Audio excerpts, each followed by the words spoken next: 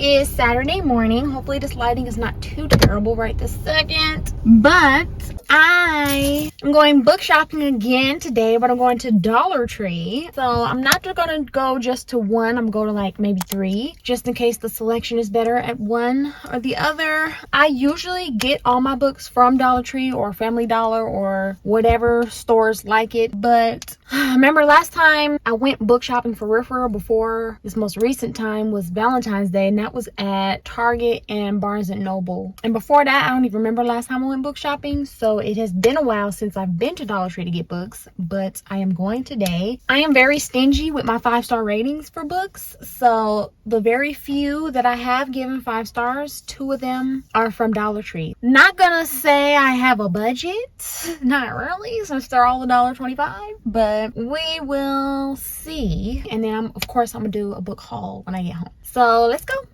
Maybe I've been going nowhere lately. It's time to start all over and go for it. 'Cause they don't even know me yet. But that's something I don't regret. Every night I close my...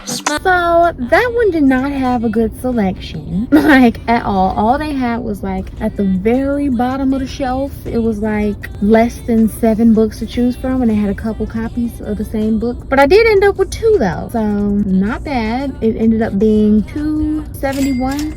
Not a bad trip, but I am on the way to the next Dollar Tree. Million people I can't save. I just sleepwalk, I just sleep talk. Don't wanna wake up.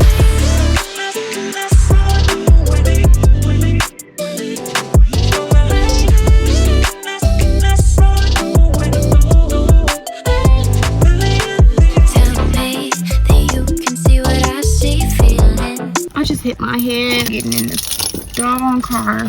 But this one had a small selection as well, but it was not bad choices this time.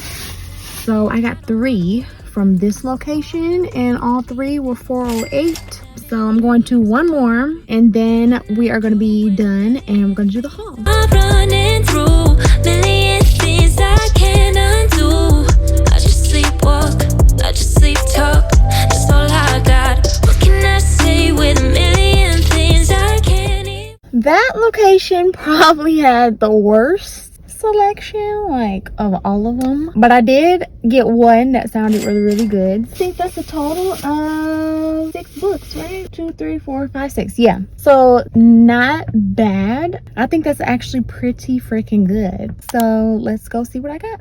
One eternity later. Alright y'all, so I'm back from Dollar Tree. Sorry if this lighting is not the best, y'all. Trying to figure it out in this new area that I'm filming in, but anyway, let's get into the book haul. I have 6 to share. First one is Red Moon by Stanley Robinson. Y'all, this one is a little science fiction, so I shocked myself, but I feel like I was more open to what I was buying because they're only $1.25. But it did sound interesting. So basically this is set 30 years in the future, and by that time supposedly we've inhabited the moon. So it follows 3 different characters, like their reason for going to the moon and how they interact with each other. So Fred Fredericks, how would they do this? Fred Fredericks is making his first trip, his purpose to install a communication system for the Chinese Lunar Authority. But hours after his arrival, he witnesses a murder and is forced into hiding. Ooh. See? It's also the first visit for celebrity travel reporter Ta Shu. He has contacts and influence, but he too will find that the moon can be a perilous place for any traveler. Finally, there is, I guess, Shan Key. She's the daughter of the Minister of Finance and without doubt a person of interest to those in power. She's on the moon for reasons of her own, but when she attempts to return to China in secret, the events that unfold will change everything on the moon and on Earth. Sounds interesting enough to me. This will be my first science fiction novel that I will be reading, and it's a much longer book than I'm used to. It's more than 400 pages. Next one is a romance, 2 Steps Forward by I guess Graeme, Simsion, and Anne Buist. The Chemin, y'all, I cannot stand when authors create or include stuff that is hard to pronounce. But anyway, the Shemin, also known as the Camino de Santiago, is a centuries-old pilgrim route that ends in Santiago de Compostela in northwest Spain. Every year, thousands of walkers, some devout, many not, follow the route that winds through quaint small villages and along busy highways alike, a journey unlike any other. Zoe is an artist from California who's still reeling from her husband's sudden death, has impulsively decided to walk the Camino, hoping to find solace and direction. Martin, an engineer from England, is road testing a car of his own design and recovering from a messy divorce. They begin in the same French town, each uncertain of what the future holds. Zoe has anticipated the physical difficulties of her trek, but she's less prepared for other challenges as strangers and circumstances force her to confront not just recent loss but long-held beliefs. And for Martin, the pilgrimage is a test of his skills and endurance, but also, as he and Zoe grow closer, of his willingness to trust others and himself again. So it sounded pretty cute.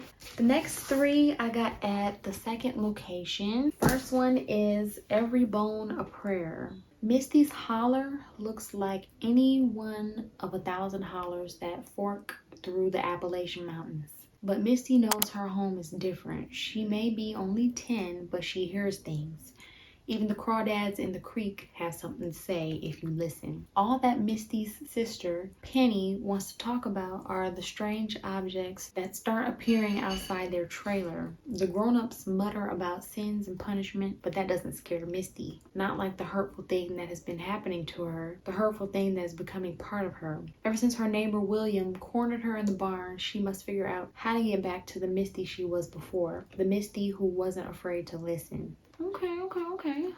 Sounds interesting enough. The description on the front says wonderfully terrifying, intimate, and magical. So it might be a little slight fantasy going on here, not sure. Next one is Crimson Pheonix by John Gilstrap.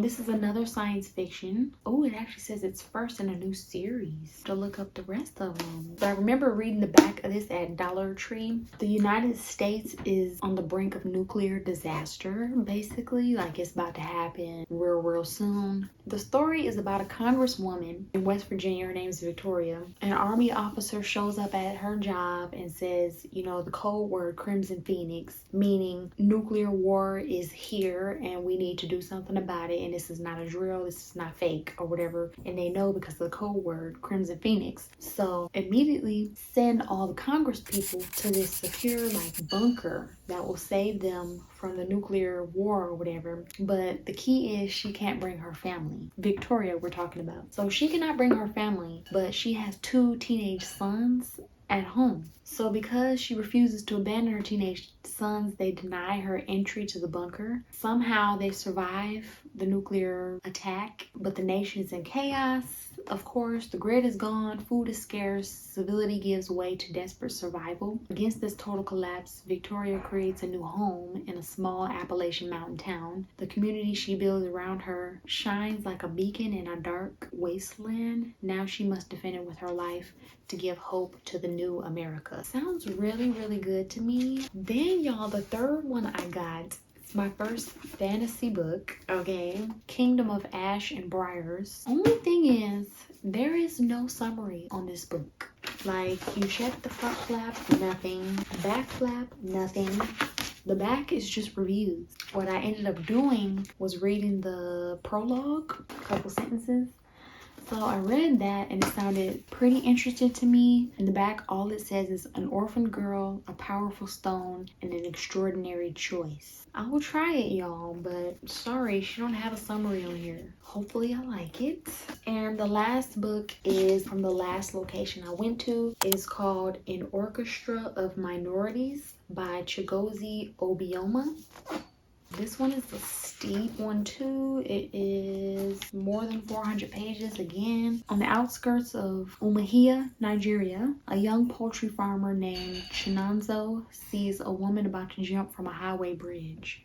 Ooh. Horrified by her recklessness, Chinonso joins her on the roadside and hurls 2 of his prized chickens into the water below to demonstrate the severity of such a fall. The woman, Nadali, let's just call her Nadali, is stopped in her tracks. Bonded by this night on the bridge, Chinonso and Nadali fall in love and begin to imagine a life together. When Nadali's wealthy family objects to the union because Chinonso is uneducated, he sells most of his possessions to attend a college in Cyprus. But when he arrives, he discovers that there is no place at the school for him. He's been utterly duped by the young Nigerian who made the arrangements, so he got scammed basically. Penniless, homeless, and furious at a world that continues to relegate him to the sidelines, Chinonso gets further away from his dream, from Nadali, and from the farm he calls home. So this is definitely different from anything I've read. Looking forward to this one.